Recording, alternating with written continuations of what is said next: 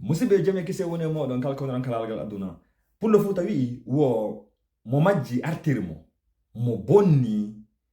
yewtumo mo ini non kadi jarnumo kadi ko hombo no mi jarnata hande ko be équipe mabbe woni DG PROD woni be organiser be festival Panaf 7e fandu woni ko feddi o Bruxelles de balde do ko fiyon mun be jarnude enen Pullo Fuuta den andira sabotugol enen Pullo Fuuta kala ko wada liwo en ella e mudum kono ko seedade imanto fiyo moddu mi tam inile be sukabe do du woni Amadou Amlo e wondube mabbe fop DJ Bobo en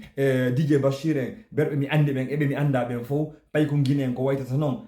golle de modi Labama golle de Labama ka sengo ka sécurité ka sengo ka tanjini artiste be men e tigi modi gere wadali sonko wadali mo be ari mi tam ini tun do mo be hebi hetti hakke mum on si tawi no joni ko inna ko nder lowre mo be remi ko munkum mo be hebi ko munkum en dal en yido e goldo ko e nder compte innen ministad woni hiden tam ini le jango ɗum ɗo si yaari ni jango kala yedi ka organise ya wawata wonde nder salle ɗole ko salle stade basket ka fijete eɗe andi le salle stade basket ko fandi wo ko telen 7000 ha 8000 personnes wonta nder ton hande salle on hino heewi tew gere waɗali sonko waɗali yimayɓe ari yimi arɓe fijugol ari fiji seeda a fottama e jam seedama e jam awa ko ɗum ɗo wonɗen ɗaɓɓude ko ɗum ɗo woni menen faaleteɗen enen faaleteɓe jokkugol yimayɓe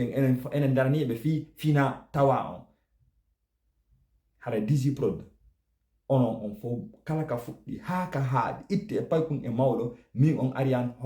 ariyan hoore fello hilan jarni on hilan weltani on golle ɗen hilan encourage on kadi fi on ɓurto kadi semminde menen kadi milla noddete kadi on no woni blogueur o woni honno influenceur o fo e muɗum yo wallito sembina sifa ɗi pijuɗo ɓay ko fimen ɓe woni waɗande enen kadi noon ko ɗum ɗo wawete weltinde ndeɗen sembina woɓɓe goo sembinen ɓe men ɓen ndeɗen mantora woɓɓe goo mantoren ɓe men ɓen hara DG PROD hara big up no jokki on fimon dow en e sayi kadi e duuɓi arayɗi inchallah